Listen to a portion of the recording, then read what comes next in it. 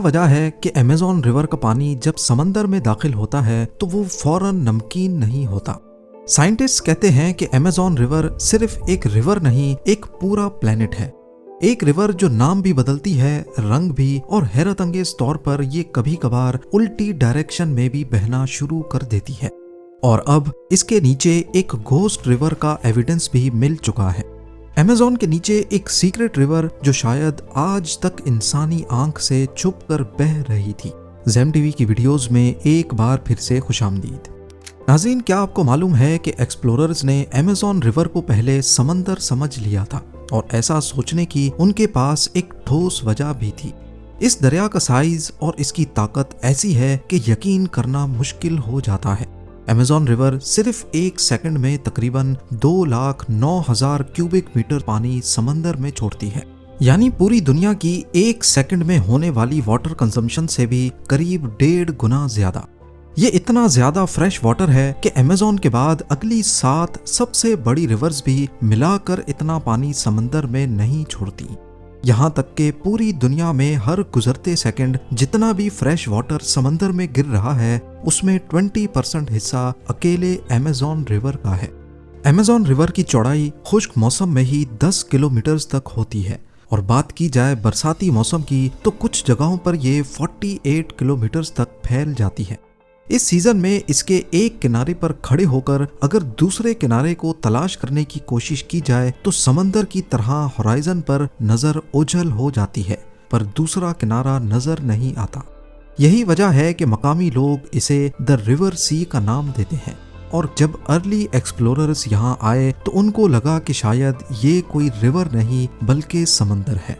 हैरानी की बात यह है कि इतनी बड़ी होने के बावजूद दुनिया की सबसे लंबी रिवर पर अभी तक एक्सपर्ट्स एक पेज पर नहीं आ सके। स्कूल की टेक्स्ट बुक्स में नाइल रिवर की लंबाई को अमेज़न रिवर से भी लंबा बताया गया है, पर अमेज़न वॉल्यूम के एतबार से नाइल रिवर से काफी ज्यादा बड़ी है।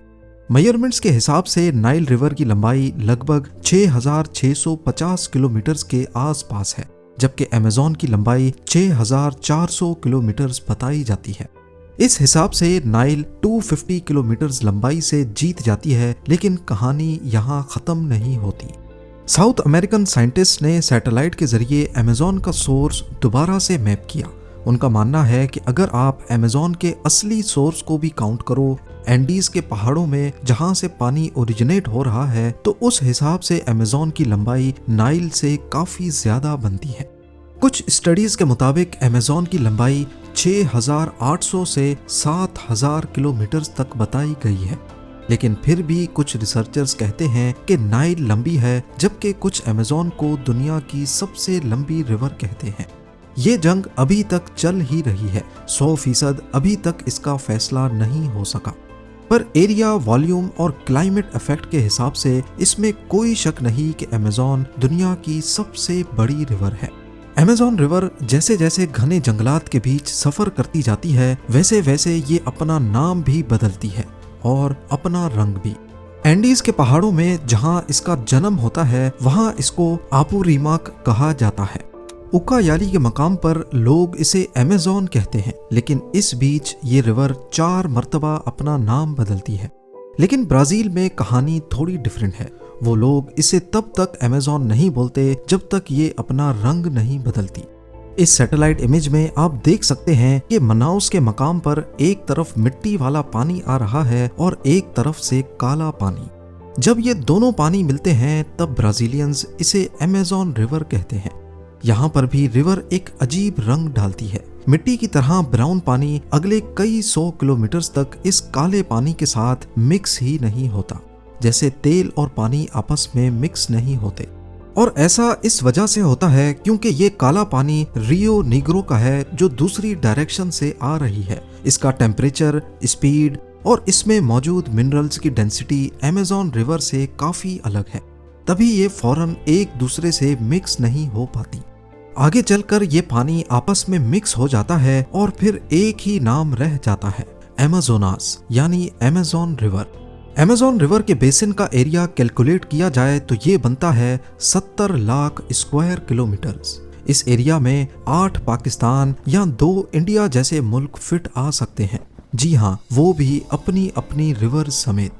या फिर अमेज़न रिवर बेसिन में रशिया हटाकर पूरा यूरोप भी फिट आ सकता है, और उसके बाद भी इतनी जगह बच जाएगी कि एक पाकिस्तान जैसा मुल्क फिट आ जाए।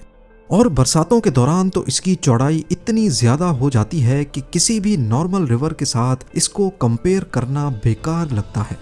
शायद यही वजह है कि अमेज़न रिवर दुनिया की वो वाहिद रिवर है जिस पर आज तक कोई ब्रिज नहीं बनाया जा सका। सबसे अजीब बात यह है कि अमेज़न रिवर से जब पानी अटलांटिक ओशन में आकर गिरता है तो समंदर में काफी दूर दूर तक नमक कम हो जाता है। एक वक्त था जब अटलांटिक ओशन से गुजरने वाले सेलर्स साहिल के बहुत दूर से ही पानी निकालकर इस्तेमाल किया करते थे, क्योंकि उसमें नमकियात बहुत कम होती थी। तो यूं कहा जाए कि अमेज़न रिवर सिर्फ जमीन पर ही नहीं बल्कि समंदर पर भी अपना असर छोड़ती है तो गलत नहीं होगा। कुछ रिसर्चर्स की थ्योरी ये भी कहती है कि अमेज़न रिवर का ओरिजिन अफ्रीका से मिलता है। करोड़ों साल पहले एक वक्त था जब एक सुपर कॉन्टिनेंट होता था, गोंडवाना। इसी कॉन्टिनेंट में अफ्रीका, साउथ अमेरिका, इंडिया और ऑस्ट्रेलिया सब एक साथ जुड़े थे। फिर आहिस्ता आहिस्ता कॉन्टिनेंट्स बनते गए और समंदर भी स्प्लिट हो गया। आज भी अगर आप मैप पे देखेंगे तो साउथ अमेरिका किसी पजल की तरह अफ्रीका के साथ फिट हो जाता है। और जब ऐसा होता था तो अमेज़न रिवर जो आज वेस्ट से ईस्ट की तरफ बहती है, पहले अफ्रीका से निकलकर वेस्ट की तरफ बहती थी। बाद में जब कॉन्टिनेंट्स अलग हुए और साउथ अमेरिका में एंडीज माउंटेन रेंज बनना शुरू हुई तो अमेज़न रिवर का फ्लो ब्लॉक हो गया और वो अटलांटिक ओशन में ही गिरने लगी। लेकिन क्या आपको मालूम है कि अमेज़न रिवर के उल्टा बहने का एक छोटा सा वर्जन आज के दौर में भी देखा जा सकता है, जिसको पोरोरोका कहते हैं। पोरोरोका क्या है? जब अटलांटिक ओशन में हाई टाइड का वक्त आता है तो 4 मीटर ऊंची लहर अमेज़न के डेल्टा पर पड़ती है और रिवर का पानी उन समंदरी लहरों के सामने बेबस होकर उल्टी दिशा में चलना शुरू हो जाता है।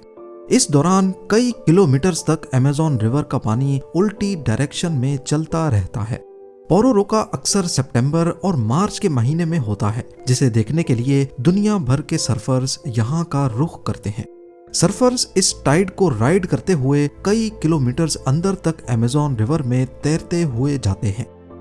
जब दुनिया समझ बैठी थी कि अमेज़न रिवर के तमाम राज हम जान चुके हैं, तभी साइंटिस्ट ने एक हैरत अंगेज डिस्कवरी की। अमेज़न रिवर के नीचे एक दूसरे दरिया की मौजूदगी। जी हाँ, अमेज़न रिवर बेसिन से 4 किलोमीटर नीचे ग्राउंड वाटर का एक आहिस्ता बहता हुआ दरिया भी मौजूद है, जिसे हमजा का नाम दिया गया है। 2011 में ब्राजीलियन जियोफिजिसिस्ट की एक टीम ने इस छुपे हुए दरिया का ऐलान किया और अपने lead researcher doctor Walia Hamza के नाम पर इसे रियो हमजा का नाम दिया। हमजा रिवर पानी का बाकायदा दरिया नहीं, ये दर हकीकत एक बहुत बड़ा अंडरग्राउंड वाटर सीपेज का बहाव है, पर ये ऊपर अमेज़न रिवर के बिल्कुल नीचे और उसके साथ साथ आगे बढ़ता है। दोनों का बहाव एक डायरेक्शन में है, यानी वेस्ट से ईस्ट की तरफ। साइंटिस्ट का मानना है कि हमजा का ओरिजिन एंडीज के पहाड़ों के नीचे से होता है और ये भी अटलांटिक ओशन में ही जाकर गिरता है, पर अमेज़न रिवर की तरह नहीं बल्कि समंदर की गहराई में। इन दोनों रिवर्स का डिफरेंस देखा जाए तो हमजा अमेज़न रिवर से कहीं ज्यादा चौड़ी है। जहां अमेज़न की चौड़ाई ज्यादा से ज्यादा 50 किलोमीटर तक रिकॉर्ड की गई है, हमजा की चौड़ाई 200 से 400 किलोमीटर तक रिकॉर्ड हो चुकी है। पर इसमें बहने वाला पानी बहुत स्लो है, सिर्फ चंद मिलीमीटर्स पर सेकंड की स्पीड और वॉल्यूम का अंदाजा 3900 क्यूबिक मीटर पर सेकंड लगाया गया है। पर आखिर जमीन से 4 किलोमीटर नीचे इस छुपी हुई रिवर का पता ही कैसे चला?